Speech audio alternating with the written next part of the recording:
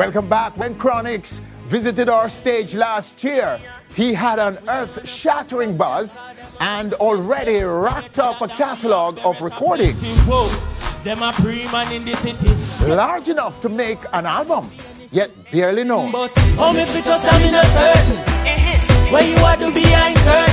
Today, just 5 months later, he's one of the most accomplished new artists in reggae's history. Babylon free when the Gideon start, we are worry about. Richmond estate, we are worry about. With an exploding fan base that appears to have no demographic or cultural boundary. Step in on the war, make a entry. Winnings, me innings, Chronixx, make a century. Chronixx is on every leading reggae dancehall DJ's playlist, every promoter's shortlist, generating huge forwards in parties, clubs, and dances in the global dancehall reggae space. One drop beat and a mind. Let me talk from me heart and not pretend, I love. Fresh from a European tour, the phenomenal Chronixx returns to our stage right now. Chronixx, sir. Welcome again, sir. Yes, sir. Good to see you. All right, this tour, was it your own tour? Yeah, yeah, it was Chronixx and Zinc Fence. Okay. You know, we did it, and you know, it was our tour. Like from everything, it was all on us. Yes, so Chronixx headlining this tour. We want to clarify that for our viewers because sometimes people say they're on a tour. It's really somebody else's tour. I mean, all the shows that we did was just Chronixx in concert, like 2 to 3 hour performances. All right. So how long was it? Where did it go? Well, we went to like 9 countries. We did 9 shows. All European countries? All European countries we did. We started in Belgium, and then we went on to Paris where we had some rest days and all the vibes because the show there was postponed until June. And then the shows came back to back after that, you know. So we went to Rome, we did Austria, we did Denmark, we did Switzerland. Over what time period? 2 days short of 3 weeks. Oh, what size crowds are we talking about? Well, we're talking about intimate spaces between 500 and 2,000 people, you know, at each venue. Because, as I said, it was Chronixx in concert, and we chose small venues because, you know, we want the maximum utility out of the show and the performances, you know. All the shows were good, you know, full venue. And, you know, we and promoter left the show a smile, you know. Okay. And the massive left a smile. Promoter a smile. And the massive. So, okay, so what are your takeaways from this? This tour, what are some of the important lessons for a young artist like yourself going to Europe? This is your first tour on your own. What are some of the important lessons you take away from it? I mean, it gives you a broader look on music, first and foremost. Because even the producers out here, we are very narrow-minded. We are not very sensitive to how powerful the music really is, you know? Because most people don't really get to test the power and the, you know, the gift, how good of a gift this music is to the world, you know? So, when you go out there now and you see them things there, it just shows that there's really no limits, you know what I mean? Like, when 5, 6 people come to your cry backstage, I say, Chronixx, the show was very good. It was a blessing. I've never seen anything like this. Yes. You know, and when you hear your band perform for 2 hours, you know, you have all 3 minutes out of just dubbing and jamming on stage, and people are going a trance out there, you know? Okay. So, like, them thing there, and you know, it's just, you have to just treat the music with utmost respect. That's one thing it teach me, because them people there, them look up to it, them look down upon Jamaicans, you know? Okay. And them expect we to bring it, you know, better than anybody else can, you know? So you're saying that the responsive scene in Europe is phenomenal in your view. Yeah. Is it more than you expected, or what? Yeah, man. Yeah. Cause, all right, people, everybody tell me, first thing people tell me that the first time you go to Europe, Chronixx, you will not be able to bring a band. So, and then I say, why I can't bring my band, you know? And we were supposed to do a European tour from last year, you know? And I say, I can't go without my band, you know? So this year we fight it, and Zinc Fence pushed for me to have my band there. So it's not necessarily like any promoter bring us there with our band, you know? It's we creatively harness the little resources and get the band over there. And like, I mean, after what we did, I doubt anybody will ever call me asking me to perform without the band. You know what I mean? So we and Zing Fence will go over there, and I mean, from I come out of the airport to see this big bus with Chronixx on the side, I'd stay so wait for me, and I said, Jesus have mercy, man.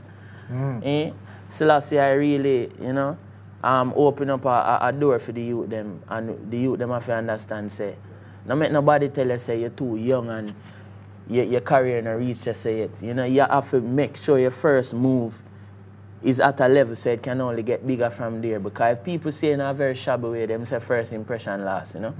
So me step out in Europe the first time with this big pretty Benz bus, I wait for me and the band. And, you know, give thanks to Jaliv, you know, and, you know, Jaliv and Zing Fence really put it together and make it work. You know, every step of the way it was just me, Zing Fence, professionalism straight. And you are doing 2-hour performances. Yeah, every night. Chronixx. Every night we work 2 hours. And when we work 2 hours, the people them cry and say them not going home. All, if I have one more all song. your material? All my material. And except for the little part them, because me is a man, we know we are movement people. Yes. And anyway, Kabaka go, I chip in a little piece of Chronixx, and I chip in a little piece of Kabaka, and I give them a little piece of Tony Rebel in a Smile Jamaica, and I give them a little piece. But you know, it's just for sure that the music is one. Absolutely. You know, and I'm not separate from Tony Rebel and Kabaka and Protege. All of we are one music we are sing. It's just the art of performance, you know, and the art of delivery. Okay. Me, we give them a little piece of interlude or an intro to my song where that alone mash up the crowd. Okay. And that is not a song, that is a piece composed by the band. You know what I mean? Me and the band sit down in rehearsal and we do composition and, you know, say, all right, when we're going to do They Don't Know, we're going to come in like this and then we're going to dub them after the second verse. And you know what I mean? So it's like, and that was one of the, you know, popular reviews we got from, you know, all the interviews that we did. So you were engaging your audience, you're making sure that you just like when attention. you go watch Stevie Wonder and when you go watch Luther Vandross, and you have the same thing. Okay. All right, Chronixx, sum up for me the last 6 or so months of your career. Well, I mean, it has been good for me. Yes. But on the business side of things, you know, things get really sticky, and on the managerial side of things, it get a little sticky sometimes, because it's rough. And the reality is, Zing Fence, we are a young team. This is our first time doing what we're doing, you know what I mean? It's rough in terms of what? It rough in terms of for exercise diplomacy every time, because that's one thing that is requisite coming into music. You have to know to exercise diplomacy every time. Not just today and then tomorrow you can be shabby. You have to do it every day. So you're calling that a prerequisite for an artist? Yeah, coming into music, you know, prior to coming, you can't develop professionalism after. Okay. Because, as I said, first impression lasts. So the way a man say the first time, or when you dress up pretty and come back the second time, man say, oh, him just a try. Yes. You know, but when him see you for the first time and say, well, that youth I really mean when I do, you know. So, I mean, that's one of the biggest challenges for us, but we have managed to, you know, keep the thing together. And so while you're owning the space and exploding in our face in Jamaica and in the reggae dancehall space, you were grappling with these things, with yeah, getting, I mean, well, anybody tell you that them don't do this, probably have a manager who have been doing it for 50 years. Okay. You know, which, I mean, very little artists have that luxury. You know what I mean? But it is a luxury, and it is also something bad at the same time, because that don't allow new blood to come into the music. Yes. So you have to have new youth come in, make them look a mistake and correct it fast, learn what them I do. So 50 years from now, them can be the experienced people. Many people are Chronixx. Many people are surprised when they learn of your age. That you're just turning, what, 20 now? Why though? They're surprised about your intellect, your coolness, your understanding of the business of music, your discipline, your style, your everything. People are surprised. How do you respond to that? I have 3 parents. My old granny, my mother, my father. And I 3 old soul them, you know? Okay. Them raised me a certain way where them say, You know, you have to be reliant, you have to be self-reliant. And it's only political life skills them teach me growing up where most youths, because them parents love them so much, you know, forget to teach them and do it for them, you know? Okay. So my parents never do it for me. Like my mother wasn't the mother who get up and cook breakfast. I think me said this the last time I come. So I mean, that account, my mother said, well, learn to fry like an egg then, since I say want egg. You know, fry egg. Okay. And like, now we're in a Rastafari now, we see where cooking is a great thing. Because even when they're in Europe, we look a place with the stove. Let's get up and blaze fire, because no food not there. Okay. For I and I. You know? So when you don't have a chef or them thing there around, you know, you can be self-reliant to say the, you know? So much of the wisdom of the elders yeah, man, and if you, all right, notice my friend them. My friend them in a music, a Leroy siblings. Yes. Like literally, me not call nobody else and reason with them. Different from the musician them. You know, like all the Zing Fence man them and Notice man them and C-Sharp man them. Them man they like in a Raging Fire man them. The musician them are my brethren, but if you notice my brethren them, Dan Carlos can call me. Leroy siblings me call Leroy siblings and reason with him.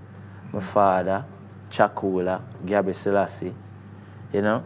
Anyway, I see Freddie McGregor, I them man them want go around because these people are people who are ahead of me, not just 10 steps, but 1 million steps ahead of Chronixx. So them me a follow.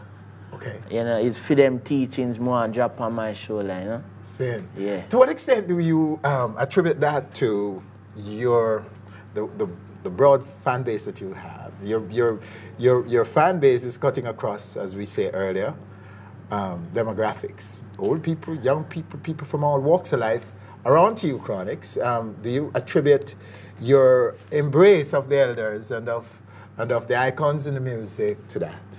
Yeah, because the people them find the elders now within the demography, they find a sense of where they say now like, yeah, Chronixx, we are on Chronixx's side and Chronixx is on our side, and the youth, they must say the same thing.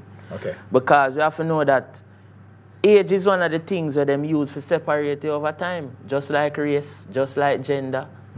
You know, all of these characteristics that we have are things that are used to separate us from evolving as one and as people, you know, living in this universe. So when you can bridge the gap between old and young, black and white, Christian and Rasta, you know, are them things that's how the people really look forward to. Some feel fame and fortune will get to Chronixx's head. His response after the break, plus a live premiere of a new song, all coming up.